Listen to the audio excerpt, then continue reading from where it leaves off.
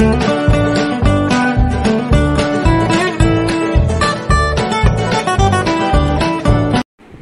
Friends, అందరికీ నమస్కారం అండి. అందరూ ఎలా ఉన్నారు? నేనైతే చాలా బాగున్నాను.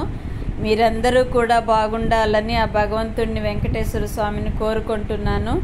ఇక్కడైతే పచ్చిమిర్చి నిండుకున్నాయండి. నిండుకున్నాయి అంటే ఆపోజిట్గా అర్థం చేసుకోండి. మాకు నేర్పిస్తూ ఉంటారు మెడిటేషన్ సెంటర్లో. ఏదైనా వస్తువులు అయిపోయాయి అంటే అయిపోయినాయి, పూర్తిగా లేవు, ఇలాంటి మాటలు ఉపయోగించకూడదు. నిండుకున్నాయి అని చెప్పాలి అని మాకు నేర్పిస్తూ ఉంటారు. నిజంగా ఆ మాట నేను మెడిటేషన్ క్లాస్లోనే నేర్చుకున్నాను. అదే మీకు తెలియచేస్తున్నాను. ఇంత వయసు వచ్చినా కానీ కొన్ని ఆచార వ్యవహారాలు మనకు తెలియవు కదా. అవన్నీ మనం ఎవరైనా చెప్తే మంచి విషయాలు నేర్చుకొని జీవితంలోకి ధారణ చేసుకోవాలి. నేనైతే ఈ వయసులో కూడా చిన్నవాళ్ళు చెప్పినా పెద్దవాళ్ళు చెప్పినా దాన్ని ఆలోచించి ఆచరించడానికే ప్రయత్నం చేస్తాను కూడా. వెంటనే దాన్ని ఎవరైనా చెప్పారనుకోండి, ఇది కాదు అది అని చెప్పారనుకోండి, మంచి విషయాలైతే వెంటనే ఆ సెకండ్లోనే నా మైండ్లోకి పెట్టుకునేస్తాను. వాళ్ళు చిన్నవాళ్ళు చెప్పినా సరే మంచిది కదా అని వాళ్ళకి అభినందనలు చెప్పి వెంటనే వాళ్ళని మహిమ చేసి, అంటే ప్రేమగా స్నేహంగా వాళ్ళని మీరు మంచిగా ఆలోచించారు అని మనసులోనైనా వాళ్ళకి కృతజ్ఞతలు చెప్తాను నాకు నేర్పించిన దానికి.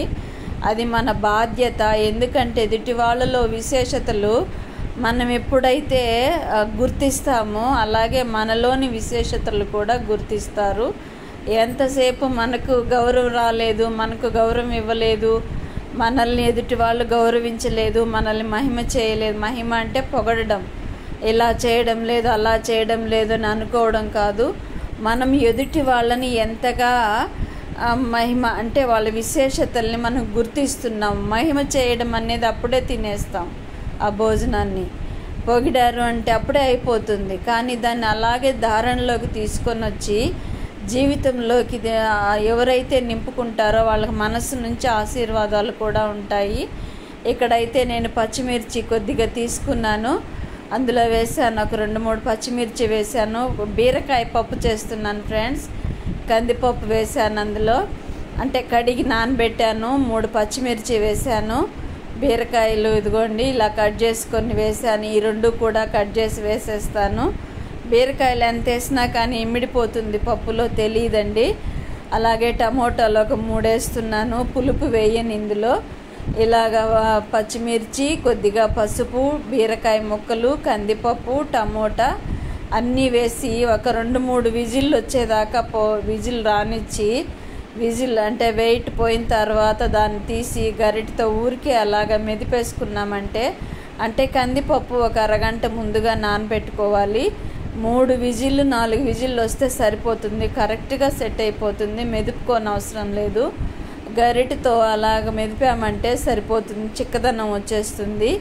అన్నీ ఉడకబెట్టేసి ఒక చెప్పాను కదా. తర్వాత పోపు పెట్టుకోవాలి. పోపులో మనం ఏమేమి వేసుకుంటాం, కొత్తిమీర, కరివేపాకు, మరి ఆవాలు, జీలకర్ర, కొన్ని కూరలకైతే మెంతి గింజలు వేస్తాము. అయితే కొన్నిటికి దీనికి వేయము. ఈ బీరకాయ పప్పుకి మెంతి గింజలు వేయము.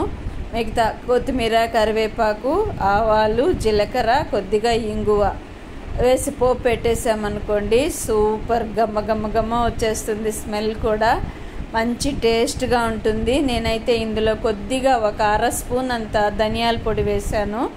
అంటే కొంచెం టేస్ట్ బాగుంటుంది కదా అని కొద్దిగానే వేసాను, 1/2 స్పూన్ అంతా. అది స్కిప్ అయిపోయింది ఫ్రెండ్స్. ఇదిగోండి పచ్చిమిర్చి. ఎప్పటికప్పుడు అన్నీ తీసి సర్దుకుంటూ ఉన్నామనుకోండి, వంటిల్లు కూడా శుభ్రంగానే ఉంటుంది. నాకెప్పుడు వంటింట్లో శుభ్రంగా ఉండడమే ఇష్టం అండి. ఎంత బాగలేకపోయినా అన్నీ నేను ఎక్కడొక్కడ సర్దుకోవడానికే ప్రయత్నం చేస్తాను. ఒకవేళ బాగలేదంటే కొద్దిగా ఆగి దాని తర్వాత అయినా శుభ్రంగా సర్దేస్తాను నేను, రెస్ట్ తీసుకొని. ఈ మూత ఎందుకో అండి సరిగా పట్టట్లేదు. దాన్ని ఒక్కొక్కసారి ఒక్కొక్కలాగా ఉంటుంది, ఒక్కొక్కసారి ఈజీగా పట్టేస్తుంది. కుక్కర్లతో ఒక తలకాయ నొప్పి. ఇదిగోండి అరటికాయలు ఫ్రై చేస్తున్నాను, రా బనానా. దీన్ని కూడా పీలర్తో తీసేసాను ఫ్రెండ్స్. పైనే మరీ లోతుగా అంటే పూర్తిగా తెలుపు కనబడే విధంగా కాకుండా పైనే తీసాను పీలర్తో. పీలర్తో పైనే తీస్తే చక్కగా వచ్చేస్తుంది ఫ్రెండ్స్. ఇదంతా తొక్కంతా పోకుండా చూసుకోవాలి, అందులోనే టేస్ట్ ఉంటుంది కదా. ఇది కూడా 1 వెయిట్ లేదా 2 వెయిట్లు. లేతకాయలు అయితే 1 వెయిటే, కొంచెం ముదిరినట్టుంటే 2 వెయిట్లు పోనిచ్చేసి చల్లారి పెట్టి దీన్ని ఫ్రై చేసుకోవాలి. ఆనియన్స్, పచ్చిశనగపప్పు అయినా మినప్పప్పు అయినా వేసి కొత్తిమీర, కరివేపాకు, ఆవాలు, జీలకర్ర ఇవన్నీ వేసి పోపెట్టుకునేసి ఈ అరటికాయ నలిపి, అంటే పొడి పొడిగా మనం ఉర్లగడ్డ పొడి కూర చేస్తాం కదా, అలాగా రా బనానా అంటే పచ్చి అరటికాయని, కూర అరటికాయని ఫ్రై చేయడము. ఇక్కడ అన్ని పచ్చిమిర్చి అంతా విడిపించి పెడుతున్నాను. ఇవంతా ఇంతసేపు ఆరబెట్టాను ఫ్రెండ్స్, కొంచెం తడిగా ఉన్నాయి. అవన్నీ ఆరబెట్టి కాడలు తీసేసి ఫ్రిడ్జ్లో స్టోర్ చేసుకున్నాం అనుకోండి, 2 రకాల ఉపయోగాలు ఉంటాయి. అవేంటి అంటే, ఒకటేమో మనం వెంటనే తీసుకొని వాడుకోవచ్చు హడావిడిగా కూడా. అదిగోండి నేను తింటున్నాను, అది ఖర్జూరపు కాయలు తింటున్నాను ఫ్రెండ్స్. అవి ఉన్నాయి కానీ తెచ్చారే కానీ ఎవరు తినట్లేదు, నేనే అప్పుడప్పుడు 2-3 తింటున్నాను. వేస్ట్గా పడేయలేము కదా. జుట్టు అయితే దూకోలేదు ఫ్రెండ్స్, స్కిప్ చేసేయండి. అమ్మాయి ఎలా ఉన్న అమ్మాయి కదా. నేనైతే ఫ్రీగా ఉంటాను మీతో, ఫ్రెండ్స్ కానీ చిల్డ్రన్స్ కానీ ఎలాగైనా అలాగ మాట్లాడుతూ చేసేస్తూ ఉండడం నాకు ఇష్టమండి. కాకపోతే మాటలు తక్కువ, నాకు చాలా తక్కువగా మాట్లాడతా ఇంట్లో కూడా. నేను ఇటుపక్క శనక్కాయ పప్పులు వేపుతున్నాను ఫ్రెండ్స్. అది పప్పులు ఫ్రైలకి లేదంటే కూరలలోకి, చట్నీల్లోకి అలాగ ఉపయోగపడుతుందని వేపి చల్లారి పెడతాను. పిల్లలు అడ్డుపడుతున్నారు హడావిడిగా, దీనికి సెల్కి అడ్డం వస్తున్నారు. అదే చెప్తున్నాను, కొద్దిసేపు ఆగండి అని చెప్తున్నా. ఇక్కడైతే పప్పు తిరగమూత పెట్టేశాను ఫ్రెండ్స్. అలాగే అరటికాయ ఫ్రై చేస్తున్నాను. తిరగమూత పెట్టింది చూపెట్టలేదు, స్కిప్ చేసేసినట్టున్నాను. దాని తర్వాత అన్నీ ఒకేసారి వంటింట్లోకి వచ్చాక అన్ని పనులు ఒకేసారి అయిపోయి నీట్గా ఎక్కడక్కడ ఉన్నాయనుకోండి హ్యాపీగా ఉంటుంది. అలాగే ఎక్కడక్కడ పడేసి ఉన్నామనుకోండి అలాగే గందరగోళంగా ఉంటుంది. ఒక విషయం తెలుసా ఫ్రెండ్స్ మీకు, మనం ఎప్పుడైతే కొంచెం అజాగ్రత్తగా సోమరిగా ఉంటామో అప్పుడే బంధువులు లేదో ఫ్యామిలీ ఫ్రెండ్స్ ఎవరైనా వచ్చేస్తూ ఉంటారు మన ఇంటికి. అప్పుడు ప్రాణం సూరమంటుంది. రోజు నీట్గా పెట్టుకుంటాం కదా, అప్పుడు ఎవరు రారు. అవునంటారా కాదంటారా? నాకైతే అలాగే జరుగుతుంది. ఏ రోజైనా తర్వాత 1 అరగంటకి చేసుకుందాంలే అనుకొని వదిలేసి ఉంటారు చూడండి, అప్పుడు వచ్చేస్తారు బాబోయ్ ఫ్రెండ్స్ కానీ రిలేటివ్స్ కానీ.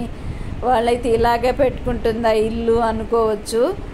అలా ఉంటుంది ఒక్కొక్కసారి వంటగదిలో. నేను చెప్తున్నాను కదా, ఎక్కడెక్కడ కరెక్ట్గా ఉంటేనే నాకు ఇష్టంగా ఉంటుంది. ఇదిగోండి అరటికాయ చల్లారింది కదా, దాన్ని అలాగా స్మాష్ చేసి ఫ్రైలో వేసేస్తున్నాను. ఇంకా పప్పులు వేపేసాను, పచ్చిమిర్చి విడిపించి పెట్టేశాను. అలాగే ఇంకా రైస్ అయిపోయింది, అన్నీ అయిపోయినాయి. ఈరోజు వంట అయితే చేయలేనేమో అనుకుంటూనే వంటగదిలోకి వెళ్ళాను, చేసేసాను ఫ్రెండ్స్. భగవంతుడికి థ్యాంక్స్ చెప్పాలి.